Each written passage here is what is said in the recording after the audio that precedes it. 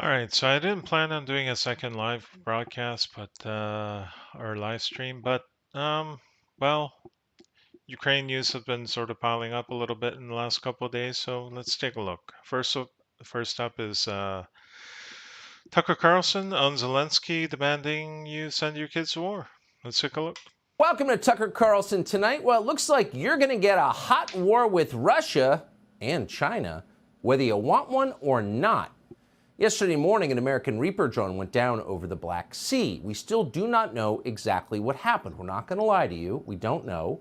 And we don't expect to find out anytime soon, if ever. Yeah, we'll take a look at that in more detail in a bit on the second video. But like what the heck is our drones doing over there, man? Like, doesn't make any sense. The Biden administration says it knows. Like, can you imagine if Russians sent drones to fly around and gather surveillance from Mexico or Cuba against America? Like, it's just, what is going on? It says the unmanned drone was harassed and damaged by two Russian fighter jets over international waters. That's all we have. We're going to have to take their word for it. Everybody else seems to be. Lindsey Graham didn't ask many penetrating questions. No, he moved immediately, seized the opportunity to demand that the Pentagon attack the Russian Air Force. Here he is.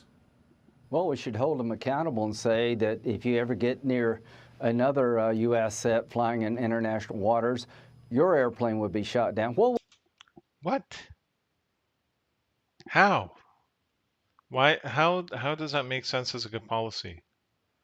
What would Ronald Reagan do right now? He would start shooting Russian planes down if they were threatening our assets. What would Ronald Reagan do? Ooh, good question.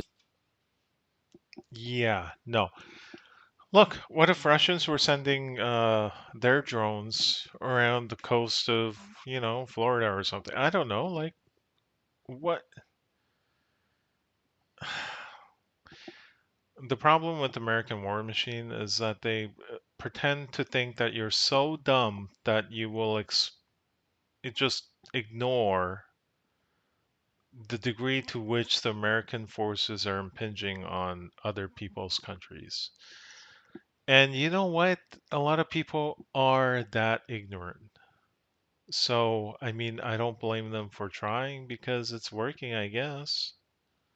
Um, like Twitter and Reddit are full of people that just blindly accept US interference with other countries as just an acceptable thing. Senator Graham. Ronald Reagan's two-term presidency was notable for the fact that he did not declare war on the Russian Air Force, and therefore the United States did not go to war with Russia. And millions of lives were saved as a result. That's not a small thing. But one in the Reagan win column there. Another president they told you was a crazed warmonger who actually kept us out of war, but won the Cold War anyway. And how did Reagan do that? Well, simple. He kept the American economy strong. Do you remember that? Seems like a long time ago. It's pretty much the opposite of the approach being pushed right now by Lindsey Graham and his friends in the War Party. Their plan is to ignore our borders in the United States, but to defend Ukraine's. Yeah, so I don't know. That seems to be a pretty rosy picture of Reagan administration. Like, I don't know. There was warfare. It was just financial warfare. The degree of shenanigans, the road that was paved towards Russian collapse, and essentially just wholesale pilfering of that country financially, that was atrocious, and the groundwork was laid way long before the 90s. They're even funding the Ukrainian pension system, not kidding, as our own American banks collapse. What would Ronald Reagan do? He'd probably vomit if he saw it. We're glad Ronald Reagan is not here to watch Lindsey Graham invoke his name to justify anti-American stupidity. What about Lindsey Graham's plans, the plans of almost every Republican? So I've been holding off on doing a live stream about it, but the bank collapse, yeah, that's shady as heck. Um, it's essentially uh, it's essentially the elite turning a blind eye to banks taking just unnecessary risk, just like they did in 2008. And then when they get in trouble, they label them as too big to fail. They fearmonger you about a domino effect of collapse of banks and another financial crash. And they essentially bail them out without calling it a bailout. And the money that's used is the taxpayers, and the people that gets bailed out are are the wealthy people, are the elites that are playing this game. Senator in the U.S. Senate and all the Democrats, how would they help the United States? Well, they never answer that question because they couldn't be less interested. So back in the modern era where the rest of us live, you got to wonder what exactly is going on here. So Lindsey Graham is telling us we have to attack the Russian Air Force. Why now? Well, let's see. On Monday, there was a major development in the 2024 presidential race. We sent out a list of questions to the likely Republican candidates, and we asked them where they stood on the war in Ukraine. And we fully expected that most of them would agree with Lindsey Graham and virtually every office holder in Washington, D.C. But no, that's not what happened. In fact, the opposite happened. Virtually without exception, every Republican presidential hopeful, from Donald Trump, long on the... My name is Jim Rick. Yeah. I don't know how many people are willing to go along with the war, flat out war over Ukraine with to Russia. Ron DeSantis, to Greg Abbott, Kristi Noem, Vivek Ramaswamy, and others, has turned against the idea of a hot war with Russia. In fact, Ron DeSantis described what is happening in Ukraine as a, quote, territorial dispute that is not even in the top 5 critical national security concerns of the United States. It's not. Like, what does that matter? Especially if you know the history of Ukraine. I'm not going to get into it right now. I'll do a separate stream about it. But there are definitely parts of Ukraine that are heavily Russian, especially in the metropolitan areas in the southeast and the east. The Donbass region. I mean, like, I think, like, uh, they're fighting over the last remaining sort of heavily Russian metropolitan area right now. And once that's over, like they people love to claim, like the pro-Ukraine people love to claim how badly Russia is failing because they've failed to take over like entirety of Ukraine, but the Russians have never even been interested in the entirety of Ukraine. They're interested in like 2 regions, Crimea, which is like overwhelmingly Russian, and they've been it's that's a part of the country that's been wrongfully given to Ukraine at the dissolution of Soviet Union. I don't even know why that was done. The population is so heavily Russian, and also in the Donbass region, which it's like what 75% Russian, especially in the metropolitan areas and the cities, and it's only like the rural areas that where it's people are more Ukraine, and the people basically like 75% of the population feel like, well, we rather tie ourselves to Russia than Ukraine, and Ukraine's just not having it, right? And that most of that area has been captured and held by the Russian forces. So by the measure, if you measure Russian intent, their goals as a yardstick, they are winning the war. They have almost completely achieved their objective. So I don't know what they're talking about. Hardly anybody imagined that Ron DeSantis thought that. But he does, and he's on the record saying so. What does that mean? Well, it means that the Republican presidential nominee, almost no matter who it is, will oppose an open-ended commitment to fund the war in Ukraine in order to fight Russia forever. Now, their position is in fact fully in line with the overwhelming majority of conservative voters, the ones who choose the Republican nominee. But those voters have been utterly disenfranchised for the past year as Lindsey Graham and the Atlantic magazine and the ghost of Ronald Reagan have been permitted to speak for them in bad faith. But it's not just conservative voters who don't want war with Russia, it's the majority of all voters. And now there are people running for office, in fact, the most powerful office, who agree with voters, as in a democracy. So for the war party in Washington, this is a flat-out disaster. Oh, the people don't want it. Ukraine is such a bad thing, like for the progressive people as well. Like it really is an issue that can unite the left and the right. And the people that are worried about Medicare in U.S., unionization, like union rights against Amazon and Starbucks, um, and better living conditions or working wages or whatever it is, these people don't care about like waging a war in Ukraine. They already resent all the money that have been sent over there because that's money that could have been used to help the poor people at home. So really, I mean, both left and the right are against anything to do with Ukraine.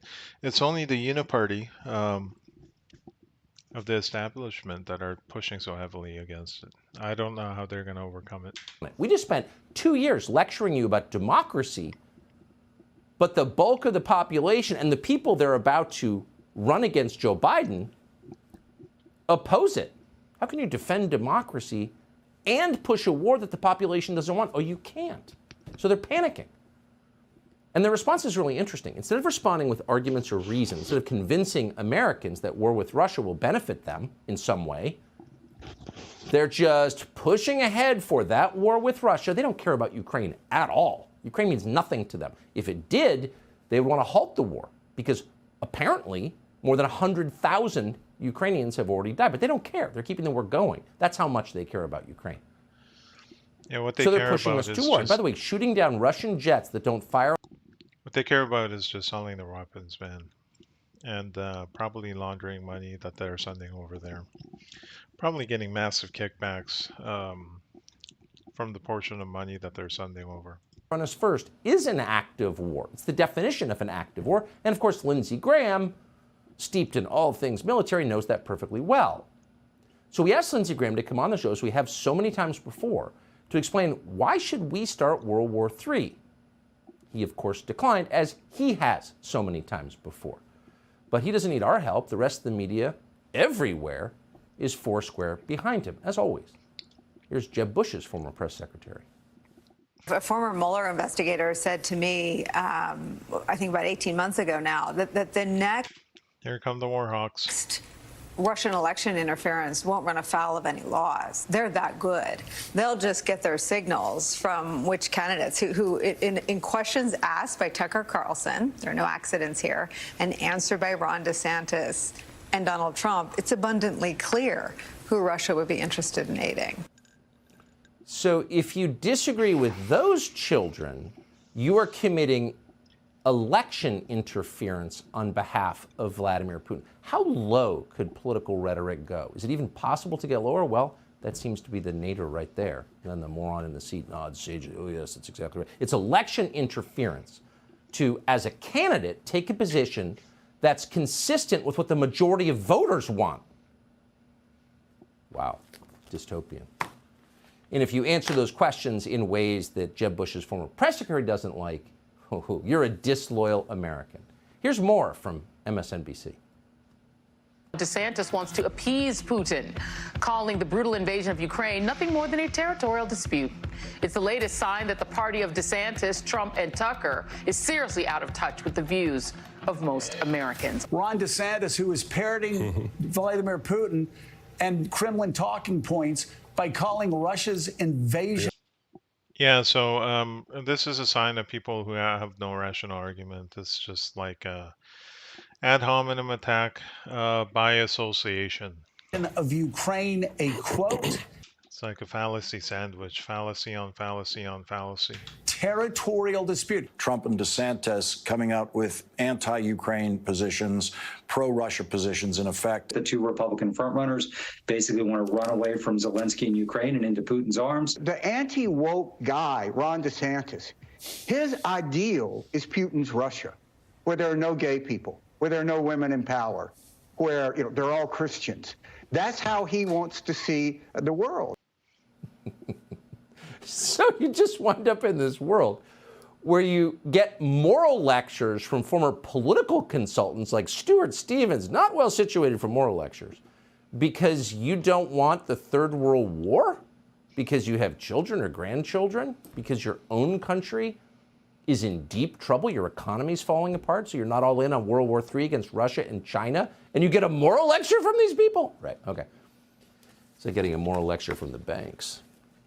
But what's interesting is there's actually a lot of news to cover here, news that the other news organizations are completely ignoring. They're basically just handmaidens to power at this point. They're not even pretending. But if you were paying any attention at all, if you thought for even a moment, I'm a journalist, I should cover the news, you might notice that they were getting, to charitably put it, mixed messages from people in power. For example, here's Mark Milley today explaining that Ukraine is armed to the teeth with American weaponry. 2 weeks ago, the United States released another security assistance package, which included HIMARS, ammunition, artillery, vehicle maintenance, and vehicles. The Ukrainian soldiers wear the blue and yellow of the Ukrainian flag, but the colors of 50 other nations that met today stand beside Ukraine to support the principles of the rules-based international order. Look how afraid that man. Rules-based international order. So is that why you overthrew the Ukrainian government in 2014? Guys, so this is the game everyone's been... Yeah, so we'll see. Again, go back and look at that on the internet. That man is afraid. What's he afraid of? It'd be interesting to know. But what he just told us is we've sent a huge amount of material to Ukraine, artillery, ammunition, 100 billion. So that would suggest that the Ukrainian military has a lot of equipment. They're well armed. Oh, but no, at the very same time that Mark Milley's telling us that, the Pentagon, just yesterday, informed us that actually Ukraine is running out of munitions. There's reports out there from the battlefield that the Ukrainians are running out of munitions. They're having shortages. Is that a concern for the Pentagon, and what's the Pentagon doing to alleviate that problem? Yeah, so as we've been doing since the beginning of this campaign, we're continuing to do everything that we can to ensure that we're meeting Ukraine's needs, whether it's ammunition, whether it's air defense, armor. You've heard us. Part of the untold story is that a lot of the weapons and stuff that are sent over there is just going missing. Like, there's some heavy corruption over there. Talk extensively about that. Tomorrow's discussion, of course, will be another opportunity to bring the international community together to focus on Ukraine's most urgent needs, to include ammunition. Okay. So leaving aside the fact, the dead certain fact, that the U.S. military probably should have enough of its own ammunition, now that we're all invoking Ronald Reagan. Remember, peace through superior firepower? Weakness invites aggression? Speaking of weakness, the U.S. military increasingly is weak. And part of the reason, there are a number of reasons, but one of them is we're sending all the stuff to Ukraine. So there's the military question that no one seems to have answered, but there's also an economic question. Where's all the money going? So we've spent more than Russia's typical annual military budget in Ukraine, and yet the Ukrainian military is out of ammunition again? Okay, that might be a question for Zelensky.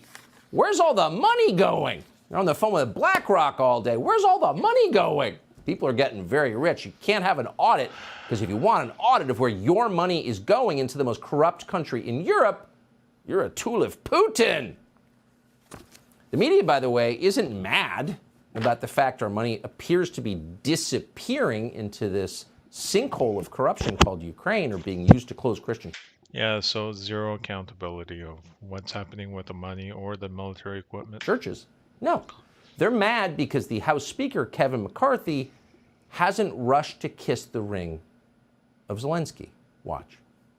President Volodymyr Zelensky makes an offer to the U.S. House Speaker that Kevin McCarthy is refusing. Look at Kyiv, for example. He was invited to Kyiv by Zelensky.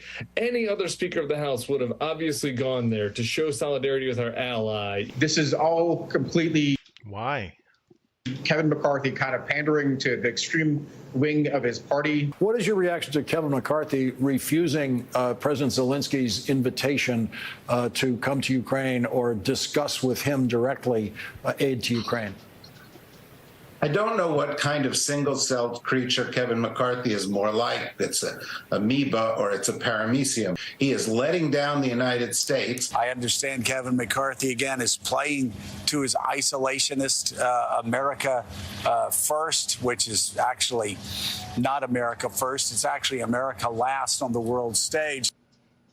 Wow, these people are going to have a lot to answer for at some point, hopefully soon. But imagine how degrading the scenario you just witnessed is. They're hectoring the Speaker of the House. And by the way, we would defend, if the roles were reversed, a Democrat Speaker of the House on these same grounds, because they're American grounds, not partisan grounds. But here you have these people, these hair hats on television, scolding the American Speaker of the House because he won't suck up to a corrupt foreign leader who's demanding that you send your children to a war in a country you can't find on a map. Zelensky's on television almost every day demanding that you send your children to war, really, where they could die. Yeah, the amount of lack of knowledge about Ukraine's history and what happened recently, but also during World War II and before that, it's kind of crazy. And if you knew all that background, you wouldn't be so quick to jump to defense of Ukraine. Now, typically, people who demand that you put your children in a position where they could die, not your allies, exactly. No, they're your enemies. Yeah. You must kiss his ring because he's a religious figure now, right?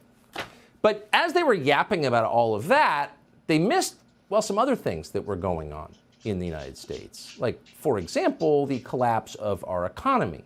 The second and third biggest bank failures in the history of this country just took place. Now, the venerable Credit Suisse is down 97% from its all-time high. It's trading for about 2 Swiss francs. I think Credit Suisse is getting bailed out from what I've seen as the latest news. Of course, bailed out by the tax money, or bailed out by the taxpayer funds, by people in power to help those who are the elites who have ill-gotten gains, sort of. It's long been, Credit Suisse has long been rumored to be taking bad money. And worried about that? Yeah, probably. Anyway. You should be. Your leaders aren't worried at all. The media don't care at all. Instead, they're telling you that you're a traitor to your country if you don't want a third world war. And they're panicked, of course, just like Milley was panicked in that tape. They're afraid. Why are they afraid? Because they know the public is not on their side. But the second we actually go to war with Russia, they will use that as a pretext to crush all dissent. There is no dissent allowed in wartime. And that's what this is really about, in addition to their personal enrichment. It's about changing the domestic politics of the United States. The second we can all say we're at war with Russia, not in effect. Yeah, like Biden would love to be wartime Biden. But in reality, in a hot war, which is what they want, that's the moment that you are no longer allowed to express your opinions. And the penalty is jail during war. It's happened a lot, and they want that now. Hopefully, on the basis of the questionnaires we received, other people will take charge soon and save us from this lunacy. Subscribe to the... All right, so that's what's going on. Let's take a look at the Russian jet news and the U.S. drone. This is from Max Afterbrook.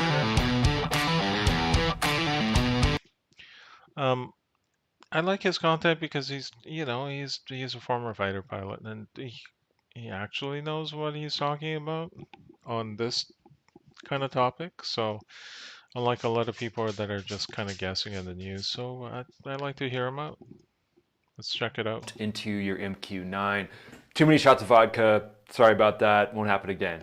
What's up, my friends? Welcome to the channel. Today we're going to talk about a Russian Su-27 accidentally bumping into an MQ-9 Reaper/Predator drone that happened over the Black Sea. And we're just going to discuss how that went down, how it maybe wasn't an accident. We'll dive into that a little bit as well, and some precedents. If you stay at the very end of the video, I'll give you some historical precedents that happened in China that Russia is basically using the playbook from. So all that and more coming up. Before we get going, please subscribe, dominate that like button. Every time you do that, an MQ-9 actually reverses the tables and shoots down a Su-27. No big deal. Thanks so much for being here, guys. Let's dive in. So Russian Su-27 fighter jet, flight of 2, were up there intercepting an MQ-9 doing a routine mission over the Black Sea. Routine mission over the Black Sea. What are they doing over there, bro? That's like talking about Russian jet doing a routine mission over the Gulf of Mexico. Come on. And this is something that goes on all the time, but it's worth saying since the war in Ukraine has heated up as of late, the reconnaissance surveillance missions have heated up as well. So there's more of these drones out there operating over the Black Sea. And you can bet that Russia has been watching that. They're seeing the uptick in these drones. So most likely they've been intercepting these for a while, but finally they're essentially basically giving the big middle finger to the United States, saying, hey, no, don't do this anymore, or you know what, we're gonna bully you around and see what your response is. Most of it is the response. But you know those big #1 fan things that people wear on their hands during basketball games? They're doing that, except with the middle finger extended, because they're basically seeing our resolve. They're seeing what the United States will do. They're poking the eagle, and they're trying to see, all right, hey, here we are, basically shooting down. They didn't shoot anything at it, but we're taking down one of your... The unfortunate thing about former fighter pilots is that it's rare to see them point out anything being done wrong by the US military or the government. Your reconnaissance drones, what are you going to do about it? We're testing your response. So it's on the United States now to respond and see, and Russia's basically like, well, we don't think you're going to do anything back, so we're going to take the risk and do this, which also brings into question that there could be the intention to grab this thing. There could be the intention to try to pick up this drone, but more on that in a minute. The US has come out and said that the intercepting of this particular MQ-9 was reckless. There's actually reports coming back, and I'm sure there's footage of this as well that won't be released due to classification issues, but there's reports that the Su-27s actually dumped gas. Reckless to who? On the MQ-9. Sorry about that. Total accident. Just spraying gas all over you. Didn't mean to do that. So it just shows that they were up there doing whatever they could to take this thing down. And again, it's the big middle finger to the US saying like, we don't want you in Ukraine. We don't want you passing all these aid packages. We don't want you sending weapons or fighter jets over to Ukraine. And this is just a statement that... Can you imagine if there was a war that the USA was involved in and another country was just flooding it with arms? And then like the Americans wouldn't say anything about it or do anything about it? Like what are they... I don't know. That they're making on an international stage where they can get noticed. The MQ-9 was operating routinely in that airspace. They were collecting intelligence, surveillance, and reconnaissance, and that's what they've been doing for a while. But Russia is essentially sick of that, so that's why they sent up these 2 Su-27s to intercept this MQ-9. And it's worth noting that, yeah, even though they didn't shoot anything at it, taking down an MQ-9 is not going to be incredibly difficult. Actually, a quick story, when I was flying the F-15E, one of my flight mates in Afghanistan had shot down an MQ-9 that had gone lost link. So the thing was just flying around, and they basically just took it down with an AIM-9X Sidewinder. We've heard a lot about that AIM-9X Sidewinder recently, but they took it down with that so that it wouldn't just keep flying without any connection to the controller. So in this situation, they chose not to shoot anything at this, even though they could have. They could have shot a heat-seeking weapon at this MQ-9 and taken it down relatively easy. But the big thing with not shooting at it is deniability. Plausible deniability, and that's exactly what you want to have if you're Russia right now. Plausible deniability of hostile intent. Because you don't want to show your cards. You don't want to just put your cards out for Uncle Sam to see. You want to be able to be like, oh, that was an accident. We didn't have enough shots of vodka, so the pilots were a little shaky. So we accidentally rammed into the MQ-9.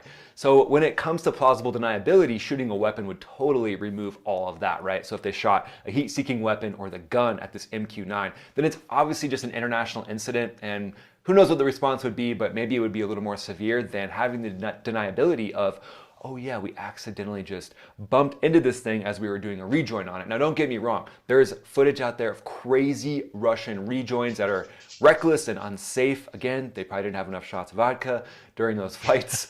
But at the end of the day, taking down something that is focused on intelligence, surveillance, and reconnaissance is only in the interest, it's in the best interest of Russia at this point, obviously. So the way that that could happen, if they bump into it with the pylon on the Su-27, they could basically fly up underneath this thing in a formation position and then just slightly increase their altitude until the pylon, which is that front thing on the wing, which looks like a missile. Sometimes there's missiles attached.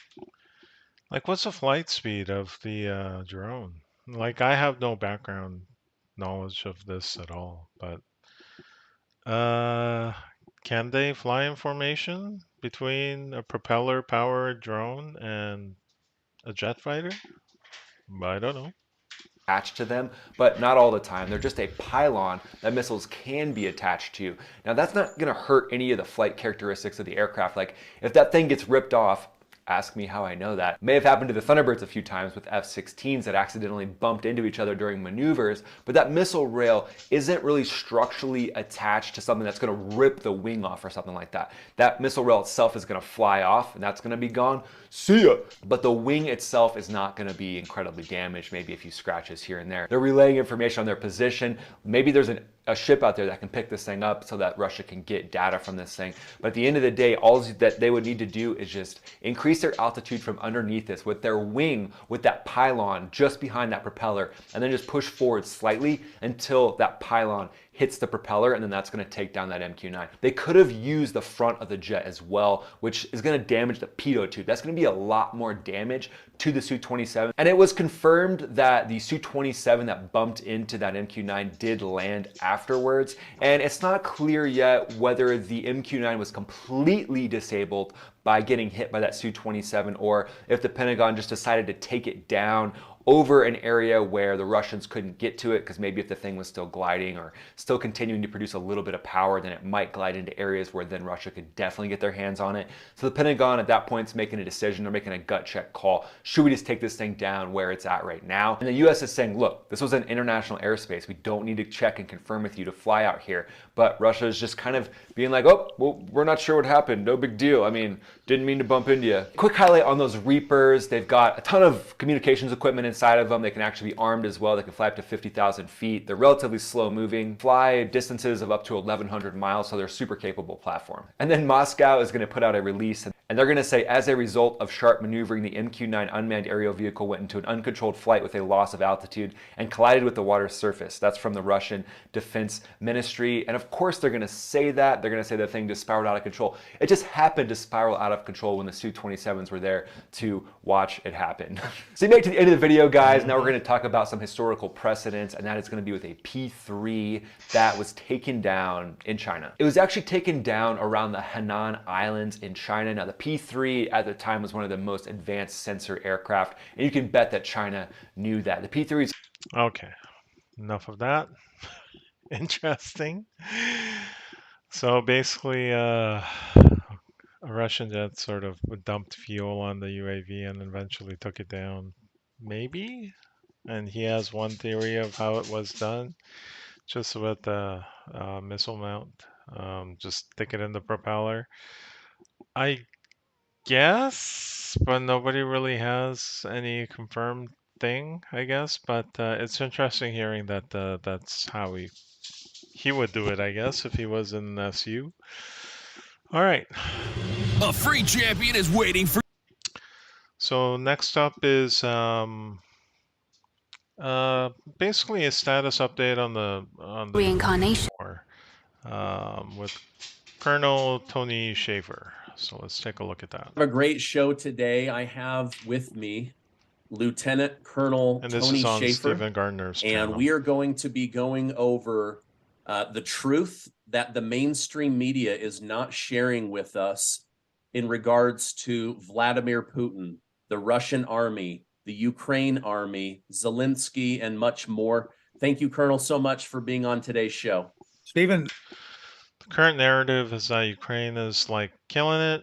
Russian forces are ineffective, in disarray, suffered heavy casualties, and Russia or Ukraine is winning against a bigger force because the Russians are incapable. I don't know. It sounds very propaganda-like to me. Great to join you. Thanks for having me. Good to be here. Thank you. Yeah. So lots going on right now in the Black Sea. Correct me if I'm wrong, but my understanding is that an order or a request went up the military chain to the Kremlin, or even possibly as high as President Vladimir Putin, giving this Russian fighter jet pilot permission to mess with a U.S. military asset, this Reaper drone. Yeah, with possible repercussions in the international community, definitely would have had to run that permission up the chain. Right. Yep. And so wanted to know, is this Russia escalating tension between the United States, or is this just common when it comes to being a part or akin to a war situation? So during the Cold War, we did this back and forth all the time. I mean, it was something of a Cold War. I mean, we were kind of doing things back and forth during the time that we were actually the United States versus the Soviet Union. This is not new. Since we've been at a new Cold War with the Russians, we've had Bear bombers penetrating U.S. airspace or near penetrating, where we've had to send up fighters to intercept them. We've had any number of Russian fighters antagonizing U.S. ships in the North Sea, and we're talking about buzzing the ships very closely, very dangerously.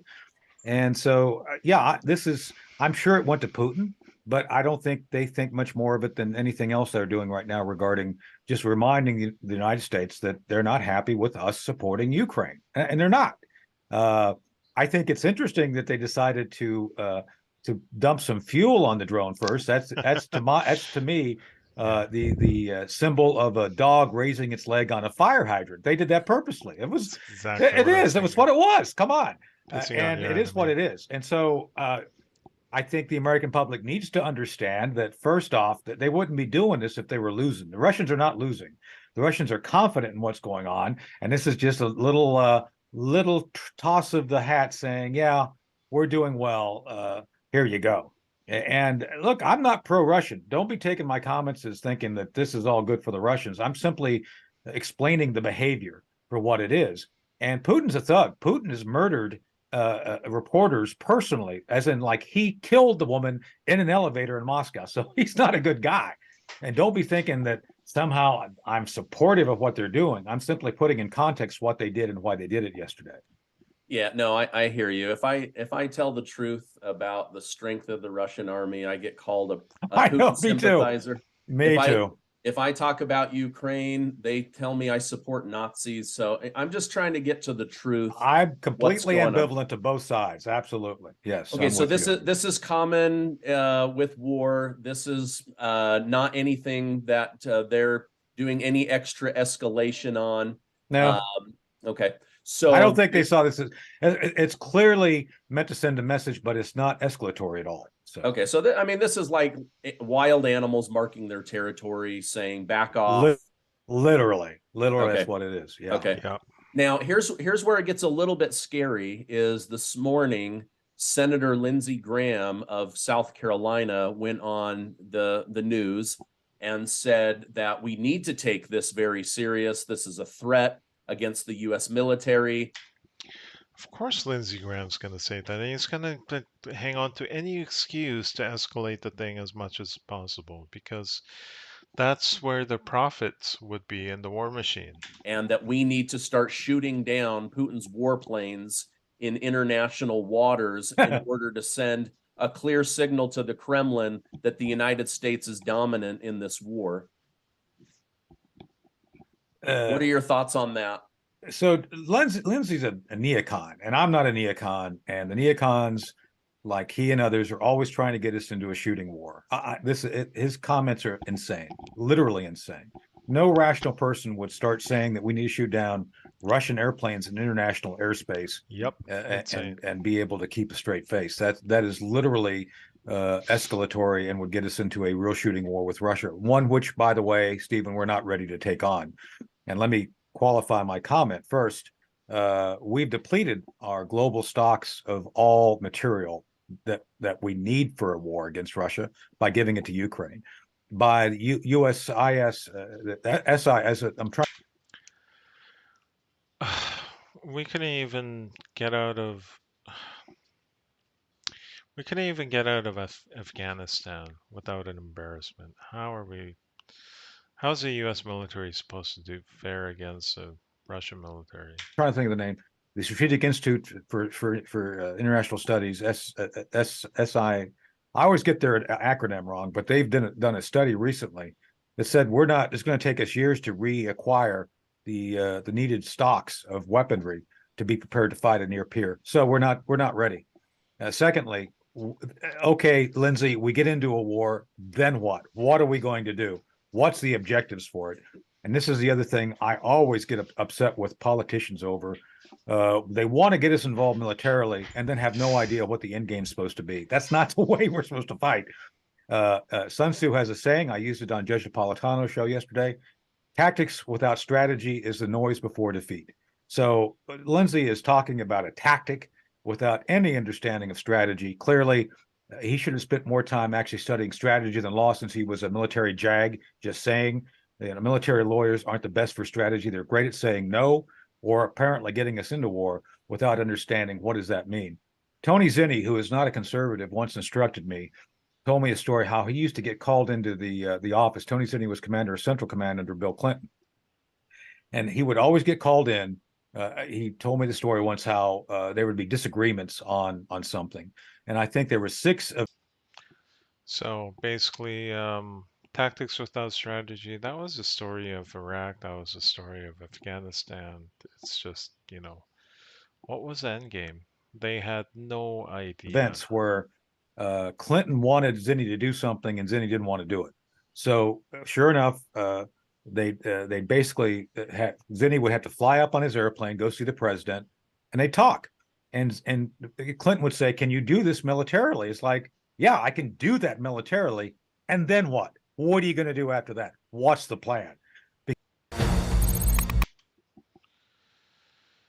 Yeah. It's always a problem with the politicians. They don't really have a plan what to do afterwards.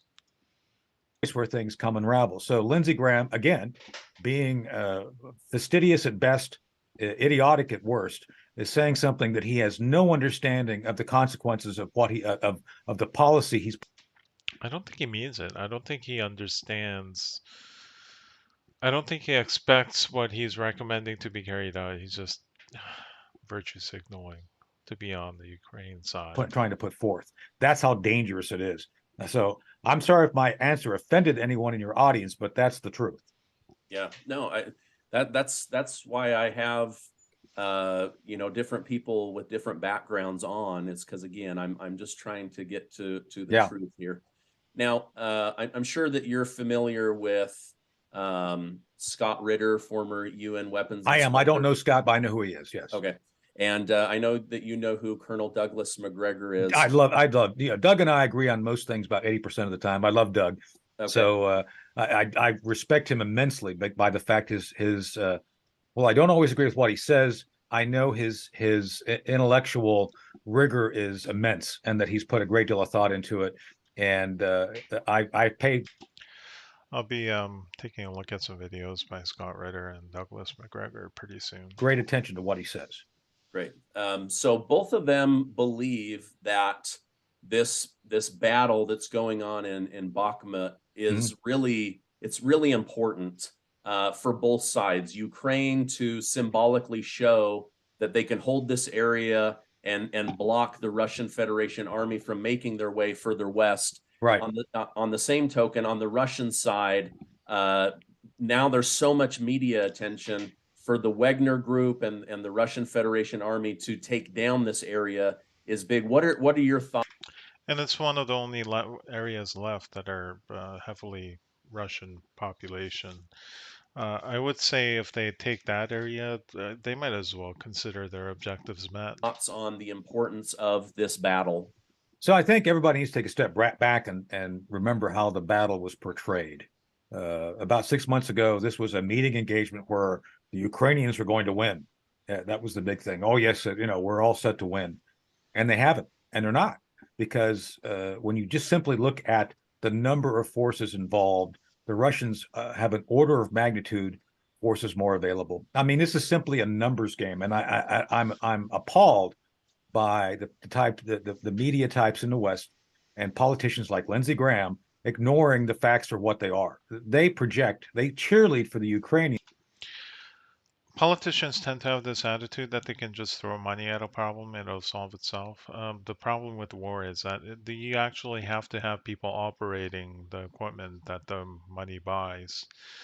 And if you're outnumbered 10 to 1, you are not going to have a fun time.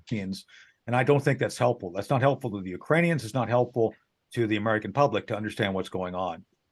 Bakhmut was never going to be an enduring victory for Ukraine. And the reason I'm saying that is because they don't have the numbers. A handful of Leopard tanks would show up on the battlefield, a handful of hand-me-downs from the EU and NATO does not make a cohesive, effective battle force that can take on Russian armies. I mean, we're talking about literally daily artillery duels that see 30,000 rounds shot from Russia and maybe 2,000 to 3,000. No, with the type of equipment that they're sent, the equipment that they're not familiar with, equipment that they don't have a logistics infrastructure already in place, the best you can do is just use whatever you can to wage a guerrilla war. And a guerrilla war is not a type of war to push the front. It's to basically just harass the enemy. The enemy goes where they want to go. You fall back and then you harass. That's the type of warfare that they can engage. And that's, frankly, the only type of warfare that Ukraine is in a position to engage in. Um,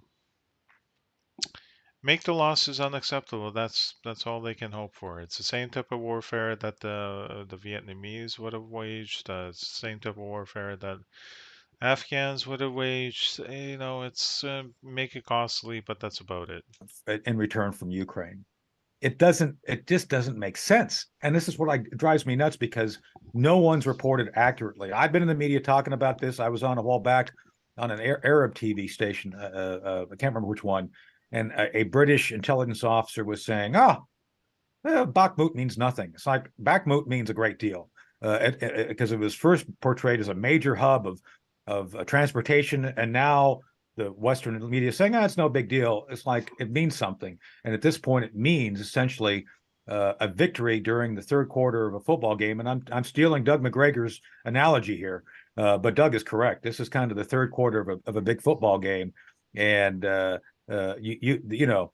home team is not doing well, and the team that's coming in is going to wipe the once they get past this series of downs, and they're not going to make a first down. Bad things are going to happen when the Russians decide to move forward.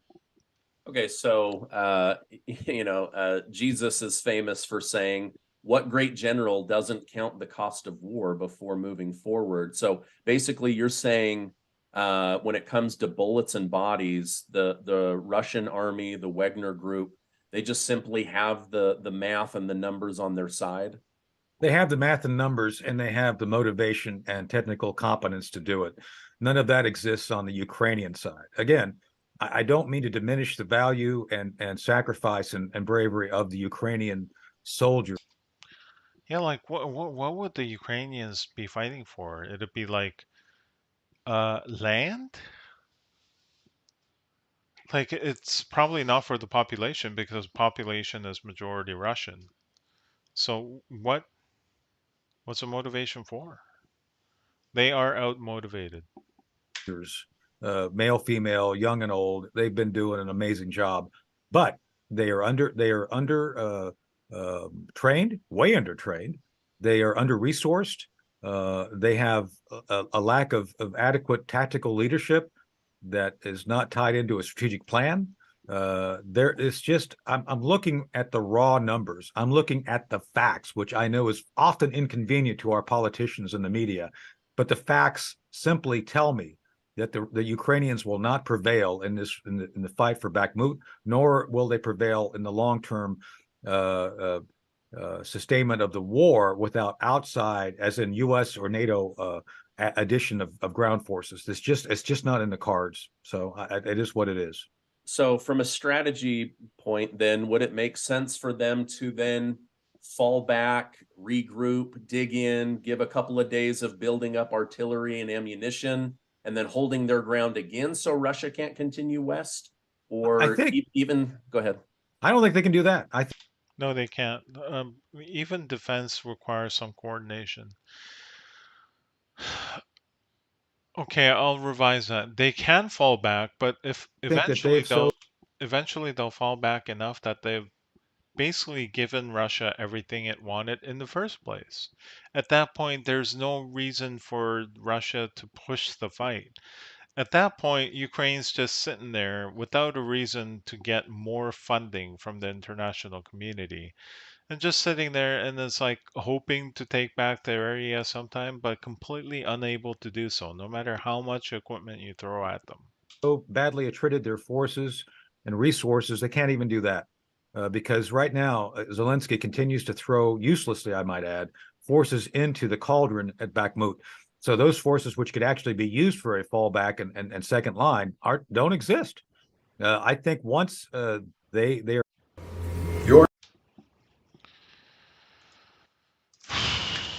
Yeah, if they don't have any reserves, if they seem to be chronically short on people, and so if they don't have any reserves, and I mean, what are they going to Russians do? are done attriting the Ukrainian forces. It's Katie bar the door.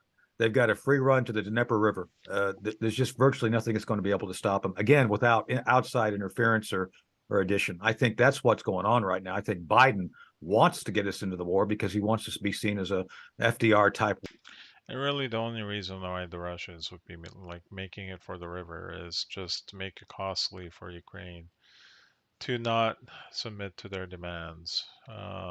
They'll take as much as they can so that they can give us back as much as they can for the concessions that they're going to get. Other than that, like, there's no reason to take it. Yeah, well before they reach the river, they'll have taken all the mainly Russian areas. Wartime president for his reelection. I think that's a political angle, which is not popular, but I believe that's what motivates Biden at this point. And secondly, I think that certain members of the EU, not all, want to see a larger conflict because they want to have Ukraine serve as a gas station and resource station for the EU. And that's, to me, this is where Doug McGregor and I break down and separate on our assessment.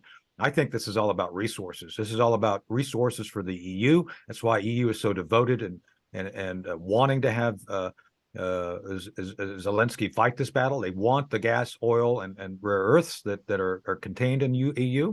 Russia doesn't want a competitor. Putin does not want a competitor regarding someone who can produce as much or more gas and oil as he does. So, Doug has different opinions about why, but my why is it's all about resources. And that's why you see these larger players behind the scenes trying to push Ukraine to hold the line and Russia fighting so hard to maintain the resources and expand its control.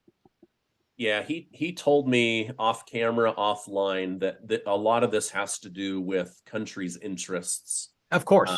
Yeah. And it does. And this is where we have our interests too. And I've been taken out of context. I've said that, and I did say on Newsmax, because I'm a contributor, that Ukraine is important to us. It is, but not like we need to defend it. It's important by the fact that it's a community which has great resources, and what happens to Ukraine is important to the world because they are a breadbasket. They have resources. So of course we should be the ones leading negotiations to end the conflict, not trying to inflict pain and suffering on the people of Afghanistan by endlessly sending resources in with no hope of victory. Yeah. Well, that seems to be kind of the common theme. So let me pick up on that with my next question. So you had mentioned Biden wanting to be seen as a great wartime president. Do you think? Oh yeah, he wouldn't. He would like nothing more than to become a wartime president and to be the distraction for all the other problems that he is having. Any part of this that he's just doing his best, and this was heaped on him just like 9/11 was heaped on George Bush, or is part of this to raise his popularity around the world and in the country as he goes into what will most likely be a 2024 re-election campaign? Let me answer that in two parts. First, the Joe Biden, I've testified before Joe Biden. The Joe Biden that I testified before and knew does not exist. I don't know what is going on with the man in the White House. That Joe Biden is mentally incapacitated. So anything we see, if my posit is correct, which I think it is, everything that's going on to and So when we're talking about what Joe Biden will want, we're mostly talking about with what Joe Biden's handlers want. around Joe is being put upon him. So everything is being put upon him, not just this issue, everything. He is simply a construct that's being controlled by the Obama folks behind the scenes, Valerie Jarrett and that sort of thing. So everything I see right now indicates that, yes, politically, I think Joe Biden has been told that your best hope to increase your popularity is by becoming a wartime president. I don't think Biden really understands what's going on around him at any given time today. I think he's told what to do when he's told to do it. He's not really a president, but those around him who are controlling him do see the potential of him becoming a wartime president, an FDR type president, is something that would benefit his campaign. So I hope that was a clarified answer regarding how I see it. Yeah. Okay. So I found you because of the Judging Freedom podcast. Right. And on there, Judge Andrew Napolitano has had two high up former CIA operatives on. He has. Yeah. Yes, he has. Both of them said whether Republican or Democrat, the CIA will feed the information the CIA wants to a sitting president. And so could it be possible? Yep. Just like they did to Donald Trump.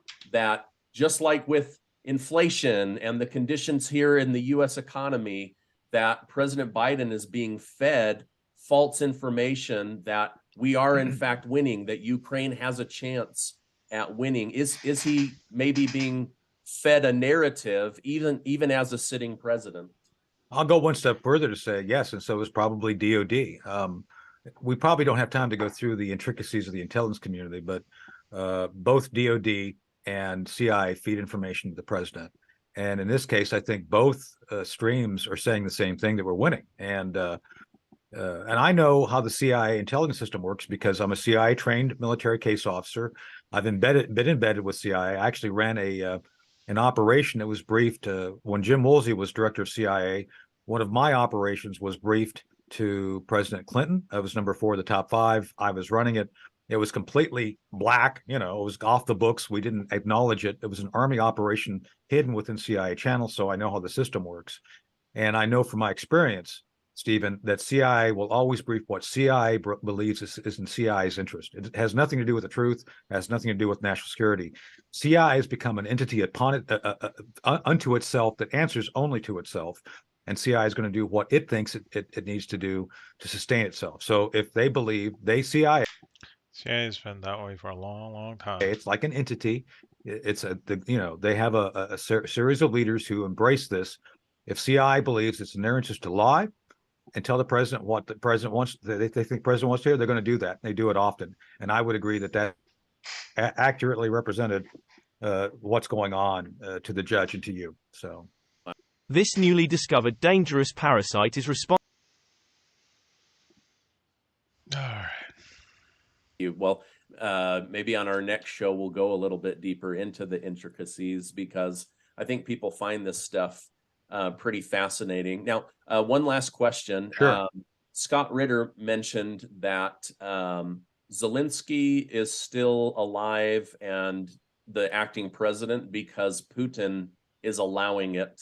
I know you've mentioned on other podcasts that your intel group, your research group, has somewhat been putting together a list of who you think could replace. Doing our best to put that list together. Yes, we're trying to figure it out. Do you think he's going to be taken out, or do you think he'll just be removed and replace with someone that is more in line with NATO or takes a better defensive strategy? What are your thoughts on that? So I think it'll be someone who is if Zelensky's replaced. Remember, Zelensky's had a lot He's already been threatened with replacement. of problems with his own government. A lot of folks have been fired for corruption. I think Zelensky is as corrupt as any of them. In my judgment, Stephen, this is a war of oligarchs. It's the Ukrainian oligarchs versus the Russian oligarchs. They're cut out of the same cloth. They all come out of the Soviet Union. It's like, okay, come on. It's like a mess. It's a mess they made. It's their mess. We should stay out of it. With that said, we're in it. And I think Zelensky's carrying the water for a lot of interest, as you pointed out, as we talked about earlier in the interview. And those interests are what's really going to drive the train here. So the moment Zelensky is no longer seen as someone who can drive and sustain the train to maintain those interests, he's going to be replaced. It's going to be someone that's within the current sphere of his influence, I believe. Someone who would have good relations with EU, someone who's a good communicator, and someone who can be essentially able to pick up where Zelensky lives off. Zelensky is going to be dumped as soon as his usefulness is done. I mean, he's a comedian, for God's sake. He's not a real, he's not like some guy that's going to be held up as a long-term pillar of success by the Ukrainians. He's an affectation. And I do believe that the Russians are happy to have him there because he's not that effective. Stephen, why would you kill an enemy? It's like Adolf Hitler. There was this big debate. I'm not comparing him to Adolf Hitler, just saying, just in case people get upset. Near the end of World War II, there was all this debate about what to do about Hitler. Well, by 43, 44, it's like, he's screwing up. Why would we want to interfere with him screwing up? I think Putin has the same attitude about Zelensky. It's like he's continuing to do things which actually enhance the potential for the Ukrainian loss. Why would we interfere with that? So I do agree with both that I think he will probably be replaced. And I think Putin's allowing him to live because Putin sees advantage of keeping him alive. So there you go. Okay, thank you. As we wrap up, will you tell my viewers about your Project Sentinel and then Sure. where they can hear more about you? So Project Sentinel, projectsentinel.net is essentially a think tank we're creating, which is supposed to be focused on constitutional governance. Imagine that. Let's leave off there. Just a final thing. That was the last of the 3 videos. Yeah, I think I would think that it's more likely that Ukraine doesn't really have much going for it, and in the end, Russia is going to win. If Russia doesn't do more, it's only because they almost achieved all their objectives. So let's take a look at a couple maps. So this is a map of the area. This is from January 17. The red area is areas held by Russian control. The blue area is the Russian, or the areas that have been sort of held or regained by Ukraine after being held by Russia. Now, essentially, keep an eye on this. Like they have virtually all the areas that they wanted, like the Luhansk and Donetsk, Mariupol, Melitopol. Mostly a lot of the heavily Russian areas of the Donbass and area southwest of that as well. Now there's the last remaining sort of heavily Russian area is Bakhmut and Soledar area. I mean, maybe some isolated areas to the west as well. I understand that Kharkiv has a significant Russian population as well, and other places as well. But I mean, they don't really need to push much further than, these city areas near Bakhmut. Um, Now, a couple other maps. If we take a look at, not that one, but that one. So this is sort of like a pie chart of individual areas in Ukraine that shows the degree of Russian population. So there is a significant Russian population in the east and the south. Um, yeah, I mean, there's an area in the middle as well, but that's about a quarter, whereas in the east there's significantly more. And the general distribution tends to be in heavily populated areas. So this is a Ukraine map, a demographic. Blue is Ukrainian, red is Russian. There's some other uh, ethnic groups kind of like scattered all over, like green for Romanian, Moldavian, and um, kind of a rusty orange color for Hungarian, purple for Bulgarian.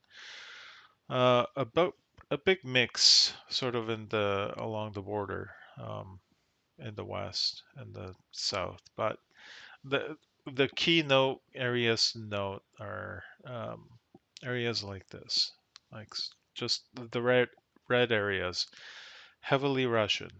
Um,